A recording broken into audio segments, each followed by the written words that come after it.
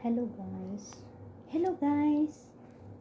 Welcome to Denise Roche's vlog.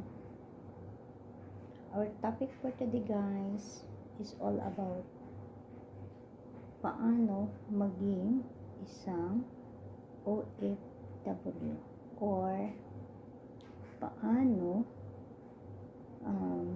paano ba ang isang OFW, certified OFW. So for today's video guys, I would like to share sa lahat na nagbabalak o nagpaplano na mag-ngingibang bansa or may plano na baguhin or iibahin ang mga buhay-buhay nila. So, mag-start tayo guys from the very beginning. The first is siguro pag-isipan mong mabuti. Hindi lang one time, two times, or many times na pag-isipan mo kung ikaw ba ay buong-buo ba ang loob mo, interesado ka, porsigido ka sa buhay, kasi yan lahat ng mga criteria na yan ang para mag-push sa iyo patungo sa iyong pinapangarap or yung yung aabutin mo. Bakit ka mag-ibang bansa na pwede naman nasa Pilipinas ka lang maghanap buhay, pwede naman dyan kung saan ka na lugar, kung saan na bansa ka, pwede naman doon ka lang maghanap buhay. So bakit na gusto mo pa talaga na mangibang bansa para maka-earn ng malaki-laki na sahod na kikitain? So ito guys, pag nabuo mo na yung desisyon mo sa sarili mo na okay, kaya ko to, ipaglaban ko ito, alang-alang sa pamilya ko, alang-alang sa pangarap ko, na maiba naman ang buhay ko or buhay ng mga anak ko, or something kung may anak ka o kung dalaga ka naman, for the future, ipaglaan mo for the future. Kailangan ganyan. So guys, pag nabuo mo na yung decision mo guys, syempre una mong gawin, punta ka ng POAA, hanap ka doon, tanong ka doon na kung saan yung mga legit na agency, kasi yun lang ang talagang POAA lang ang may alam ng mga legit na agency. So pag may nakita ka na legit na agency, so mag-apply ka doon. Mag-apply mo doon. Number 1, required passport. Sunod, yung mga passport mo, tsaka yung mga konting expenses mo, ganyan. So guys, speaking of passport, dito tayo paano kumuha ng passport. First, kailangan mayroon kang mga credential like birth certificate, voter's affidavit or voter's ID, tsaka yung mga valid IDs. Kailangan yun, example SSS, Pag-ibig, kung mayroon ka Pag-ibig. Kung wala naman talaga, pwede naman din ng yung postal ID. Yun, mayroon kang mga ganyan kasi gagamitin mo yan. Tsaka yung birth certificate, tsaka NBI. So yan yung mga requirements mo para makakuha ka ng passport. Kailangan lahat ay mga authenticated. Lahat ay galing sa PCSO, sa ano ba to, sa NSO, known as ano na ba ngayon, hindi ko alam ngayon basta NSO yan, okay, National Statistics Office. If you are married, kukuha ka ng sinumar or kukuha ka ng ng marriage certificate, something like that. So ganyan guys, tapos pupunta ka doon sa sa DFA, Department of Foreign Affairs. Pagka mayroon ka ng mga NBI, mayroon ka ng mga birth certificate, hawak-hawak mo na, so ganyan. So punta ka na doon sa sa DFA, Department of Foreign Affairs. Doon ka mag-apply ng passport. So follow mo lang doon yung mga requirements, submit mo lang yung requirements totally. So madali lang, mga more or less mga hindi abot ng mga isang buwan, ganyan. Ganyan na ngayon. So pag mayroon ka ng passport guys, second step, mayroon ka ng bigay doon sa agency na a-applyan mo. Tapos depende kasi yung sa akin, i-share ko sa inyo itong experience ko sa pag-abroad. Kasi yung kumuha ng passport ko is yung yung agent ko, yung ahente ko, sila yung gumastos lahat sa sa passport ko.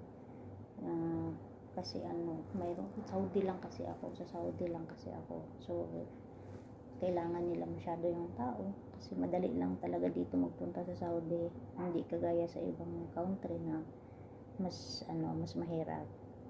So kung first timer ka pa na mag-abroad, kailangan mo talaga na mayroon kang experience. So para sa akin, kasi first time ko pa ito, it's okay na rin na dito ako kasi experience ko.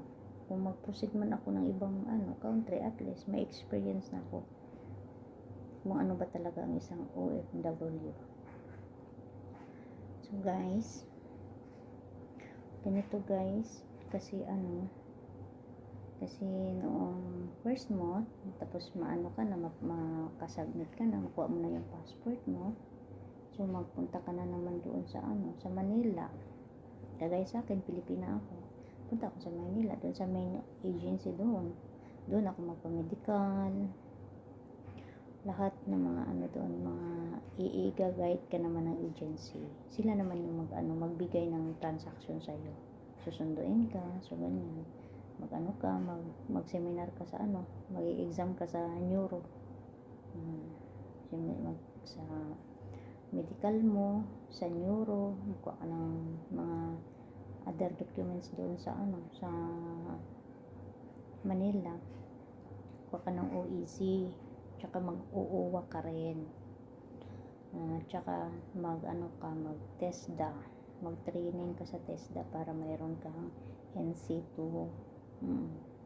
So lahat yan i-inform yan ng agency. Sila yung sa'yo magbigay ng schedule, sila yung mag-transact doon. So ikaw naman is attend ka na lang doon at saka mag-play ng part mo doon, paano mo maipasa.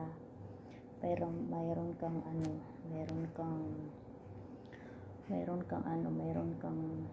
mga requirements, kasi required talaga yan kung mga ibang bansa tayo. Iti-training talaga tayo paano maglinis, paano maglaba, paano magplancha. Doon yan sa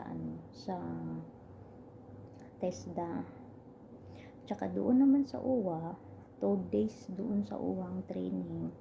Doon ka naman tuturuan kagaya sa akin kasi dito sa Saudi ako, tuturuan ka rin nila ng mga basic na salitang Arabic, kasi ihanda mo yung sarili mo, kasi nga sasalang ka sa ibang lugar, sa ibang tao, ibang nature, iba naman talagang kultura nila kaysa sa atin. Kagaya dito sa Saudi, very stricto talaga, hindi kagaya, malaking kaibahan talaga sa Pilipinas at saka dito sa kanila. Kaya tayo na mag-abroad, kung ano naman talaga yung nila dito, kung ano naman talaga yung kultura nila, since tayo ay lang dito sa kanila, so parang susunod na lang tayo sa kung ano ang kultura nila para less tayo sa problema. Huwag na tayong lalabag sa batas nila kasi may mga batas sila kagaya dito sa Saudi. Bawal mag-usap ang lalaki at saka babae. Ano lang ang mag-uusap ito? Magkapatid, mag-asawa. Yun ang kasalukuyang nakikita ko dito na nag-uusap. Pero yung mga lalaki sa labas, yung mga lalaki na hindi kilala, hindi nakipag-usap yun. Isip lang ko may mga naka-cover yung mga yung kanilang mga face, naka-cover yan, tapos nakatandong yan sila, naka-scarf, tapos naka-abaya para hindi makita yung hubog ng katawan nila. Ganun dito ang mga babae sa Saudi.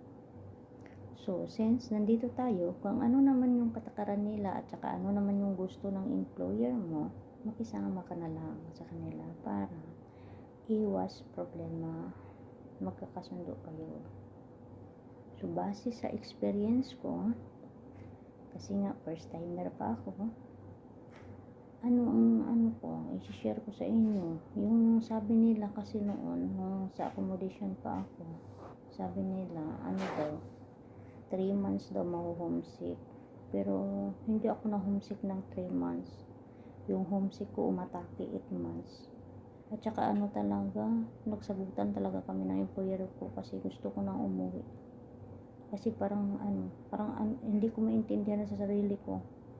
Parang hindi ko ano ba talaga, parang gusto ko nang umuwi, parang nagsawa ako sa mukha nila, parang I don't know, parang nakakulong ako kasi nga dito sa bahay ka lang talaga, hindi ka talaga pwedeng lumabas. Kung lumabas ka man, nandyan yung employer mo, nakabuntot yan sa'yo, or ikaw ang nakabantay talaga yan sa'yo. Sa akin, ako dito 8 months, paano ko na-recover ba yung homesick ko? Kasi itong bahay ng amo ko 3 floor. Bali yung pinaka ko dito ako sa rooftop. Dito ako sa pagkatapos ng gawain ko doon sa baba. So magbibigay ako ng mga 1 hour para lalabas ako sa rooftop para makahinga ako ng hangin. Kasi nga guys, parang hindi ko na talaga kaya. Parang sabi ko, guys, give up talaga ako. Hindi ko talaga ito kaya kasi sa Pilipinas kasi malaya tayong nakakalabas. Malaya tayong nakipag-usap kahit kanino. Dito guys, sarili ko talaga pinakausap ko. Kasi hindi mo man talaga makausap yung amo mo. Paano mo kausapin? Mag-usap lang kayo, utos. Kung may iutos, yun lang. Magtanong ka kung hindi mo naiintindihan. Yun lang. Pero yung sabi na para kagaya sa atin na mag-usap-usap tayo ng ganyan-ganyan, wala yan dito. Wala. Sarili mo lang kausapin mo. Tapos yun. Pinaglabanan ko talaga kasi hindi talaga pwede. Naghingi na ako ng tulong. Gusto ko na talagang umuwi. Tapos kasi hindi valid yung rason ko. Yung reason ko is very mababaw kasi wala naman akong problema sa sahod ko, sinasahuran naman ako, advance pa naman sa pagkain, nakakakain naman ako, open naman yung kitchen sa akin. So yun lang talaga yung trabaho lang, overwork, yun lang talaga ang dinaing ko, hindi talaga ako pinagbigyan guys. So na-recover ko talaga guys sa tulong ng nagdasal talaga ako na Lord, sana matapos ko na itong maipasa ko itong kontrata ko, matapos ko lang talaga ito, tsaka uuwi na ako Lord, kung gano'n. Parang nanaginip ako, yun, naipasa ko, sa wakas nakapasa ako sa aking kontrata, nakagraduate ako. Pala guys, parang dumaan ka sa stage na parang ang bigat, parang sabihin mo hindi mo na kaya, parang ayaw mo na sila, nagsawa ka sa kanila. Yung mahirap guys kasi hindi ka naman makapasyal sa labas kasi bawal. Tapos hindi ka talaga bibigyan nila ng chance na mag-day off, ganyan, yung palalayain ka kahit isang araw lang, hindi Hindi sila nagbibigay ng ganyan. Always ka lang dito sa bahay kasi nag-a-aware din yung employer mo baka anong masamang mangyari sa'yo sa labas nga. Kasi under custody ka nila. So, kung may mga masamang mangyari, kung paintulutan ka naman na lumabas, tsaka may masamang nangyari sa'yo doon sa labas, problema nila. Sagot nila kasi sila yung employer mo. Kaya yung employer ko hindi talaga nagbibigay sa akin ng rest ng day off na sabihin makalabas ako ganito ganyan, hindi. Makakalabas lang ako tuwing isasama nila ako na magbakasyon, visiting sila doon sa sa mga relatives nila. Yun lang labas ako ng bahay, pero ganun din pagdating mo doon bahay pa rin pasukan mo. Kung hindi talaga ka naka-refresh ba, hindi mo talaga magawa na i-refresh yung sarili mo. Palagi ka na subsub sa trabaho, no rest day, every day.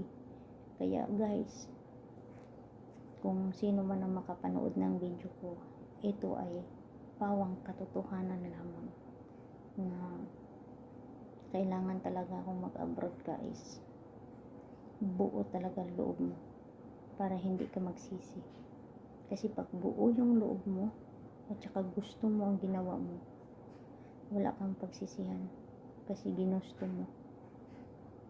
Kaya sa akin guys, kasi ginusto ko, gusto kong makita, gusto kong lumabas ng Pilipinas, whether loss or win. Sabi kong ganun sa sarili ko noon. Kaya yun, lahat ng mga trials, mga pagsubok sa akin, nakayanan ko. Kasi ginusto ko. Walang may tao may nagtulak sa akin na maglabas ako, mag-abroad ako. Hindi, sarili ko. Pinagdesisyon ko ang sarili ko. Tsaka yun, gusto ng sarili ko mag-abroad. Gusto kong ma-experience kung anong buhay ng isang OFW. So, hindi madali guys. Kasi guys, number 1, paano ka maging ganap na isang OFW? Pagpunta mo dito, pakisamahan mo ang ugali ng employer mo. Hindi pwedeng ang employer mo ang makisama sa ugali mo. Magkakaproblema kayo. Kasi hindi sila marunong makisama sa atin ng mga katulong lang o mga trabahador nila. Guys, alam nyo kung bakit mayroong mga nagtatrabaho dito na mga housemaid. Bakit sinasaktan ng employer nila? Siguro hindi nyo alam ang sagot. Unang-una guys, ang ugali ng mga Arabo guys, pagdating sa trabaho, gusto nila perfect. Bawal magkamali. Kung magkamali ka guys, malaking galit na nila guys sa'yo. Kaya, pag nagalit sila sa'yo guys, at saka sasagot ka guys, I'm sorry. Hindi nila pinapakinggan yung reason mo, yung mga tuwiran ka. Hindi nila pakikinggan yan guys. Ang kanila ang matutupad. Ang kanila, ang gusto nila, kung ano ang gusto nila, yun. Yung gusto mo, hindi nila pinakinggan. Even, ikaw ay tama. Sila ay mali. Ikaw pa rin ang mali, guys. Kaya, kung hindi ka marunong bumaba yung pride mo, kasi tayong mga Pilipino, ma-pride tayo guys. Pero kung hindi mo kaya i-handle yung pride mo, dyan kayo magkakaproblema guys. Pero kung marunong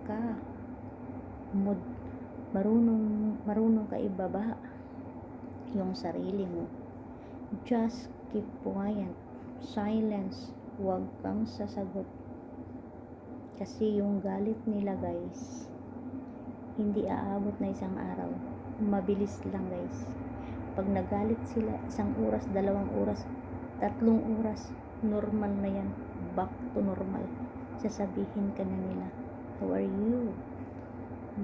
Anong gusto mong kainin? Ganito, bibigyan ka nila ng cake, bibigyan ka nila ng palubag ng damdamin mo, guys. So guys, tayong mga Pilipino ay mahilig magkimkim ng sama ng loob, yung madali na ma-heart. Yan guys ang problema ng isang housemaid dito, or even OFW. Kahit yung mga nagtatrabaho sa mga kumpanya, yung may mga supervisor, yung may mga ganyan-ganyan, problema din yan sila guys, kasi sinisigawan din yan sila. Kasi dito guys, ang mga ang mga Arabo dito guys, kukunti lang guys ang hindi sumisigaw.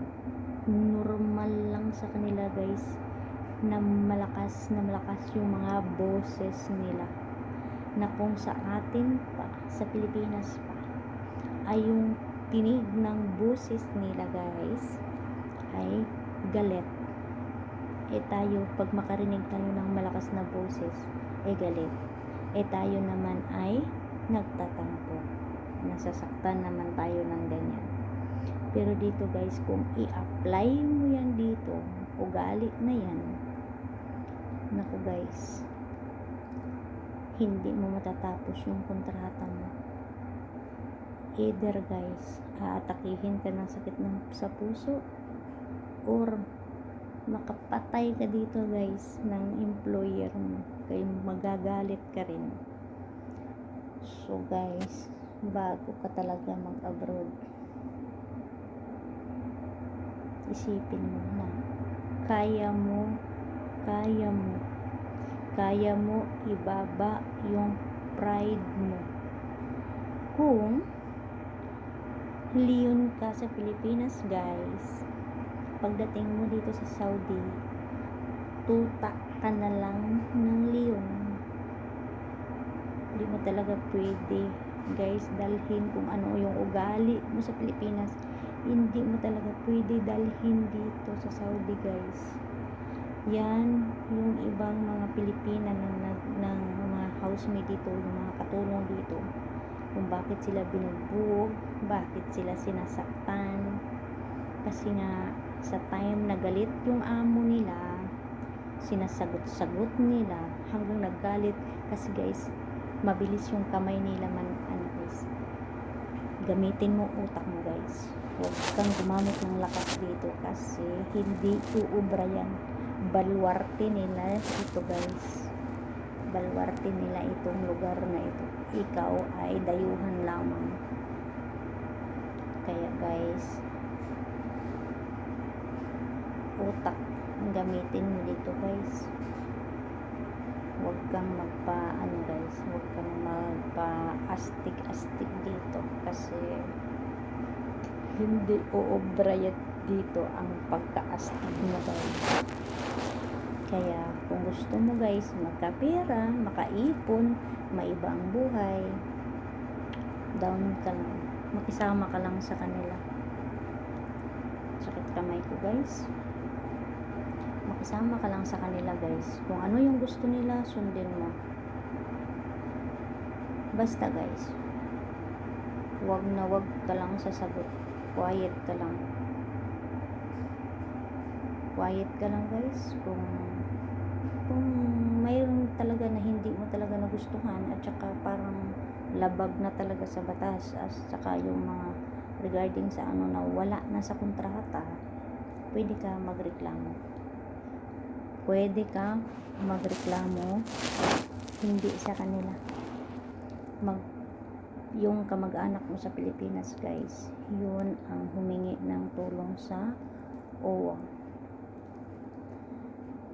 Doon sa OWA ang makatulong sa mga Pilipino na mga naapi dito sa ibang dito sa Saudi, kung saan mga bansa.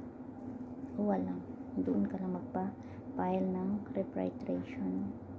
Kaya sa mga kapwa ko na OFW na makapanood nitong video ko, like for example, hindi kayo sinasahuran ng amo nyo, hindi kayo pinapakain ng maayos, hindi kayo ano ba, hindi kayo sinasahuran, tapos na hindi kayo ano ba, ang tawag nito, kung minamaltrato ba kayo, sinasaktan kayo ng amo nyo, ganito ang gawin niyo guys. Ito ang ituturo ko sa inyo.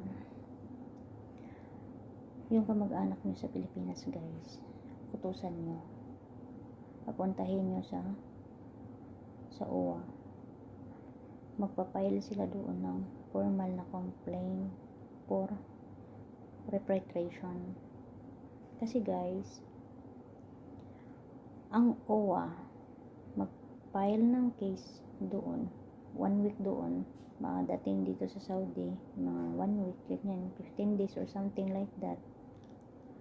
Pagdating dito sa Saudi, yung OWA dito naman, ito naman yung mag-contact sa agency mo dito sa Saudi.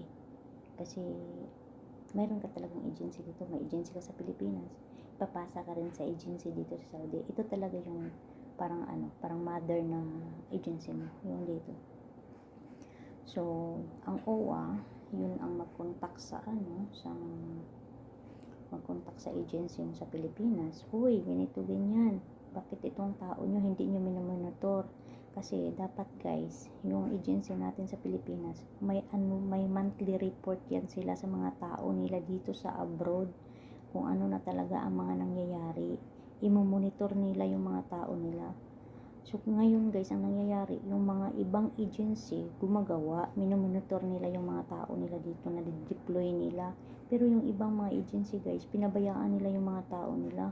Kaya naging kawawa, sinasaktan. Kaya yung iba nag-suicide na lang, yung iba tumalon sa bintana. Kasi nga, yung kapabayaan ng agency, kasi hindi na kaya ng mga katulong ni dito, kasi hindi nila kaya. Kaya yun na nga, ang sinasabi ko, magka-problema talaga guys pagka hindi ka marunong makisama ng kapwa mo tao.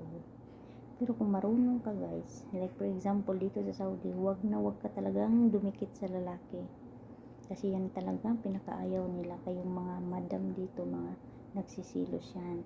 Kaya kung malandi tayo sa Pilipinas, wag natin dalhin dito, kasi bawal yan dito, bawal yan sa batas nila, bawal.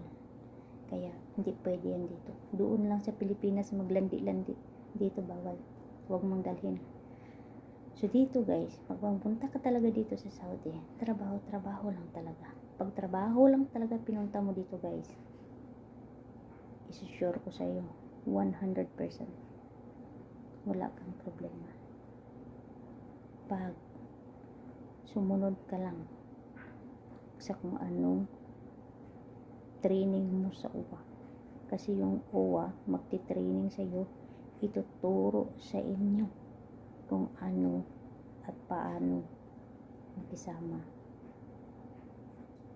The first dito guys, magtrabaho ka ng tama. Huwag kang umasta na ikaw ang amo, kasi magagalit yan sila kay amo yan, sila ang nagpapasahod sa iyo. Kaya talaga guys, kung mag-abroad ka talaga, sisiguraduhin mo sa sarili mo na kaya mo. Hindi yung nag-abroad ka dahil malaki ang pera, malaki ang sweldo, pero hindi naman kaya ng sarili mo, hindi naman kaya ng ugali mo na makisama ka ng tao. Yun. So guys, for today's video guys, sana may matutunan kayo sa akin. Sana makapulot kayo ng aral guys, para sa mga kapwa kong OFW na nandito. Mayroon na kayong lead, paano ninyo may pagtanggulan ninyo sarili. Yun, gagawin nyo yung kamag-anak nyo mag-file doon sa OWA ng repatriation para ma-rescue kayo dito. Tsaka mag-monitor kayo, kasi yung OWA, yun ang mag-verify sa agency dito sa abroad. Tapos kung walang action ang agency dito sa abroad, ang OWA yan ang mag-usapin ang mga prime minister dito sa Saudi. Tapos yung Prime Minister, yun yung mag-contact sa employer nyo na ipo-pull out kayo. Yun. Tsaka yung mga sahod ninyo. Tapos ganyan. So guys, sa mga hindi pa pala nag-abroad at nagpaplano pa mag-abroad, hindi ko kayo dinidiscourage. Kundi may led lang kayo. May gabay kayo kung paano talaga ang isang OFW. Tiyaga lang, buo ng loob, tibay ng sikmura, tibay ng loob, kasi tibayan yung sikmura nyo, kasi may mga pagkain sila dito na parang hindi natin kinakain sa Pilipinas. Kaya yun, para mabuhay kayo dito, makisama kayo sa pagkain, sa ugali nila, kung ano yung ugali nila, yun, sabayan mo lang talaga para mag-success ka bilang isang OFW. Tsaka guys, ang importante, dasal sa Panginoon. Si Lord, hindi ka pinabayaan ka man ng mga tao sa paligid mo, pero si Panginoon, hindi ka pababayaan yan. Always nandyan yan sa puso mo.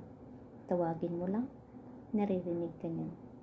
Kaya guys, maraming salamat sa inyo guys. Ito lang muna ang video ko. Sa hindi pa nakasubscribe ng aking video, huwag kalimutan, may red dyan. So click ang subscribe. Kalambang ninyo yung bell dyan, pindutin nyo yung bell. Tapos yung sa taas, pindutin nyo kalambang all, bell all, para ma-notify nyo ang next video ko. Mabuhay ang isang OFW. Good night guys. Masalamat.